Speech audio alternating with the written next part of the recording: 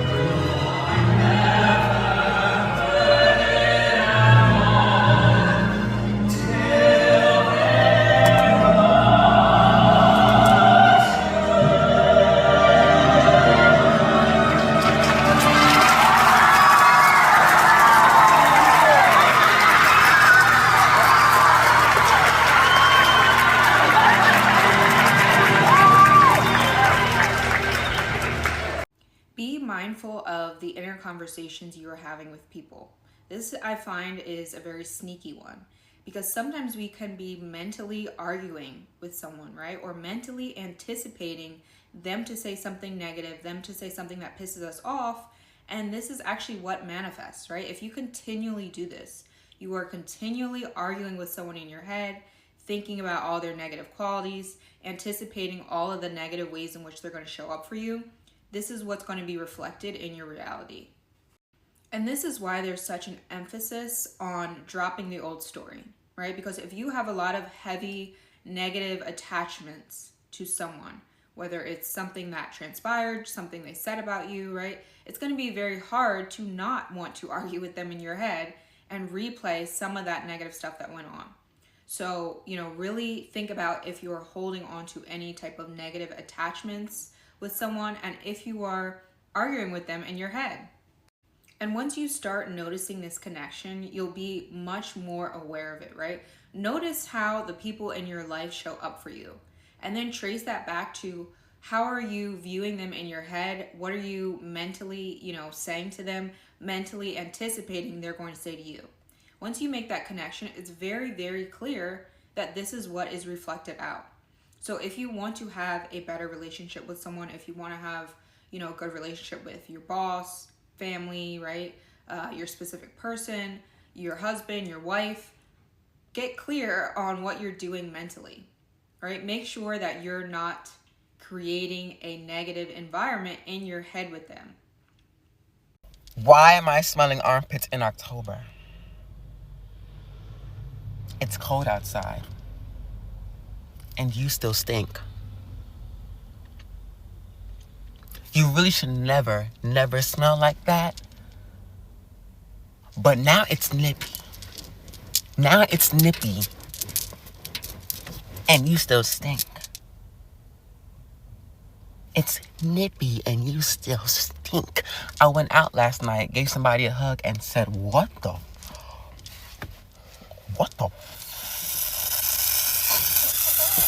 What is that? See, I don't, see, now you're coming for my existence. You're trying to attack me with that smell. I don't care about your beliefs. Put the aluminum in your armpits now.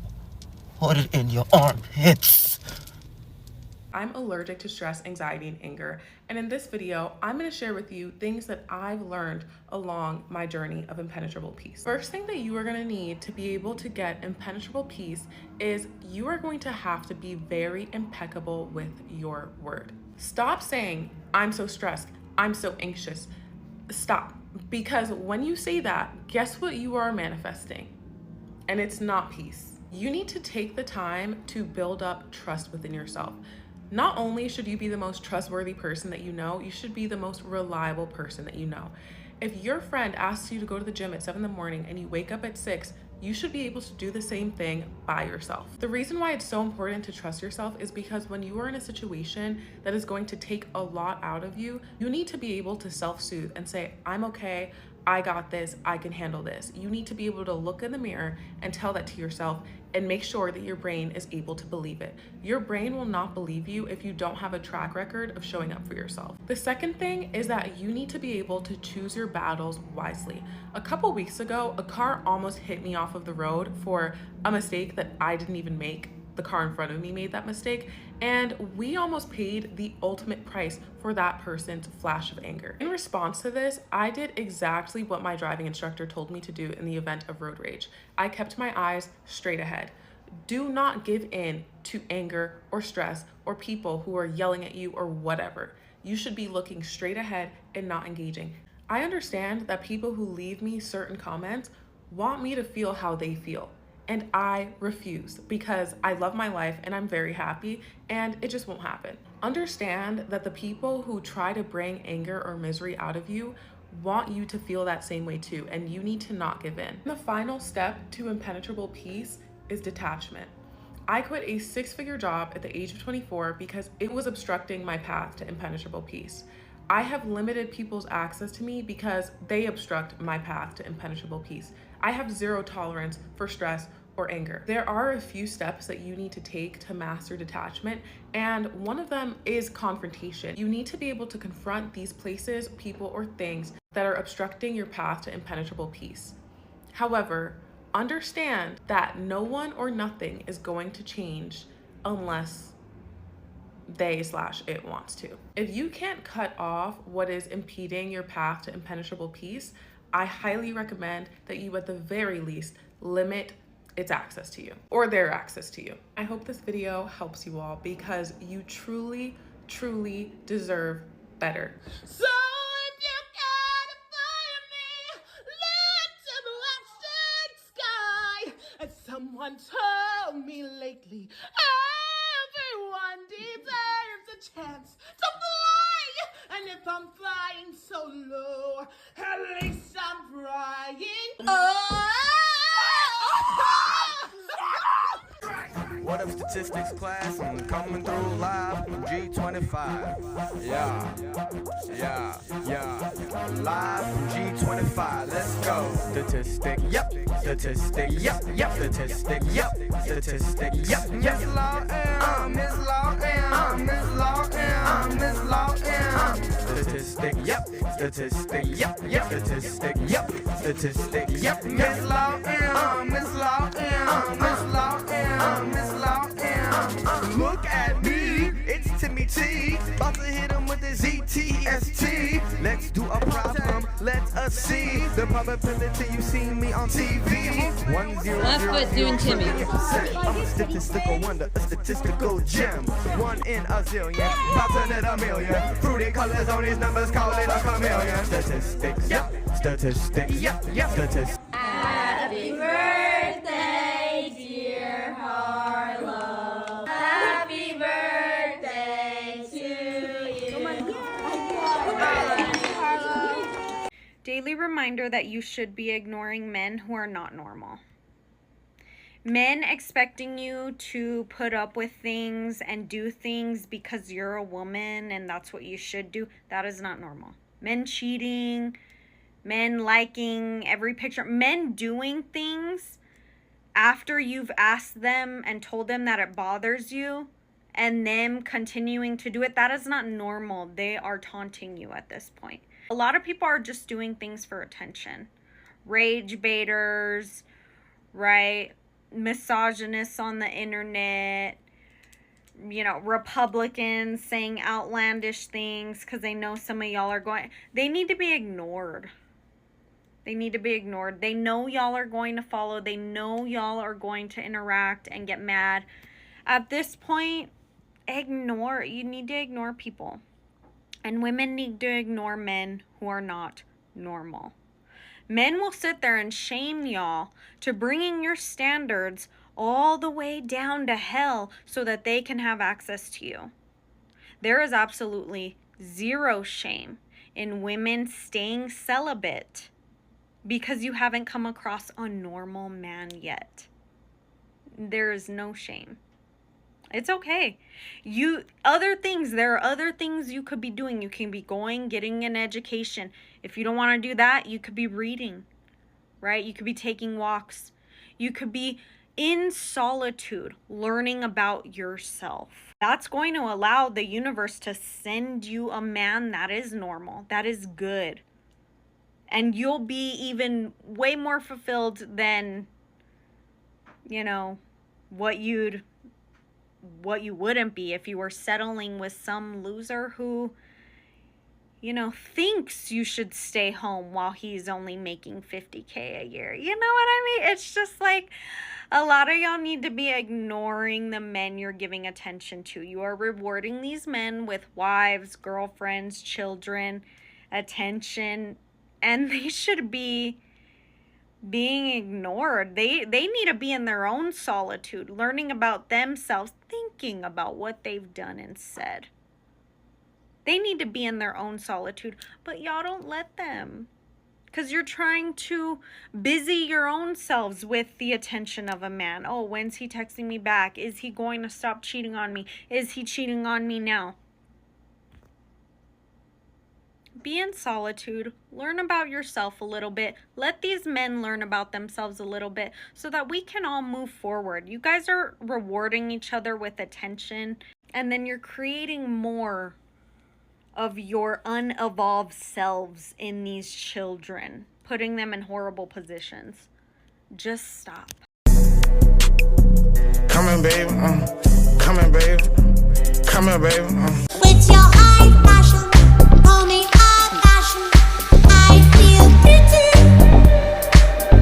Some men will not approach you because you look too good to be true. Some will not approach you because they know they can't afford you. Some will not approach you because you look like you wouldn't take any BS. If you didn't go ahead and initiate a conversation with this man, he would have never talked to you first. All you're doing is making room for more BS to come into your life when all of that could have been avoided if you weren't desperate. You know what dating has taught me? No matter how great of a woman you are, you will never be enough for a guy who isn't mature enough to be a man. Hear me out.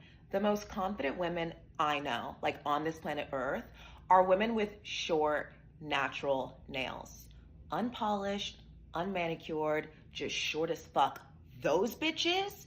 What do you mean you don't need nails? What do you mean? If you don't need nails, you most definitely don't need approval or validation from any of us.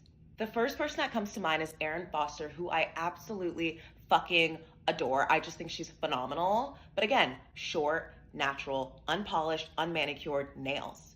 Those bitches are like serial killers in the best way possible. Like, what is it like to be in that psyche where like you don't need to get your nails done every other week? Yeah, you bitches, y'all are onto something. If you add cottage cheese to a bowl with sliced cucumbers, tomatoes, and olives, then top it off with extra virgin olive oil, honey, salt, pepper, and fresh lemon juice, you will have just made a delicious high-protein snack in under 5 minutes. Okay, we all know I'm gay, so my opinion on this really doesn't matter, but I just want to share it because I just want to share it. I just saw a video of this and I just really want to share it. It is nothing to me like a woman in a wide leg pant and a tall shoe. I don't know why, but something about it just gives me like, I know I'm sexy and so does everybody else. Like, we all know it as a fact. Like, it's not conjecture, it's not a maybe, it's a fact. Then there's something about the way they move as they walk. Don't let the pants have a nasty pocket as she walks and she kind of just slips some hands in there. Well.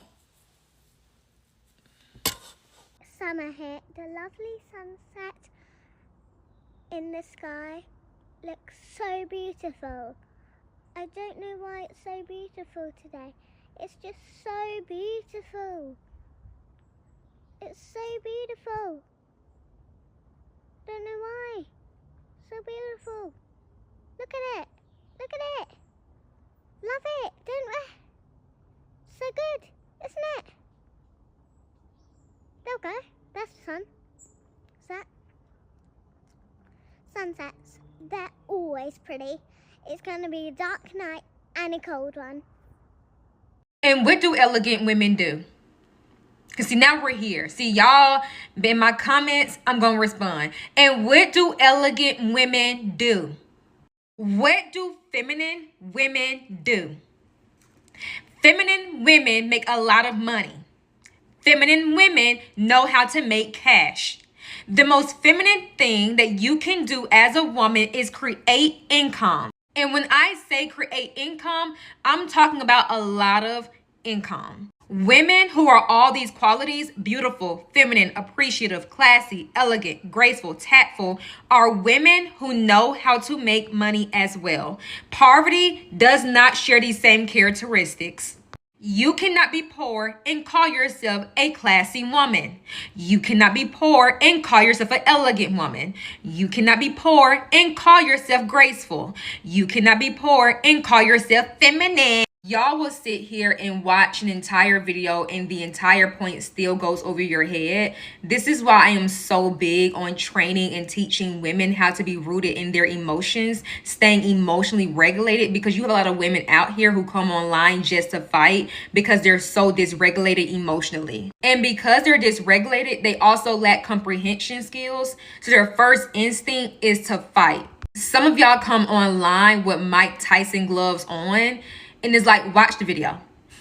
Watch the video. Watch the entire video. Actually digest what's being said. Digest it. Because what you'll actually learn is you agree. And I know you agree because all these characteristics that you just named out are women who know how to make money, are wealthy, are rich, and secure. You cannot be any of these characteristics in poverty.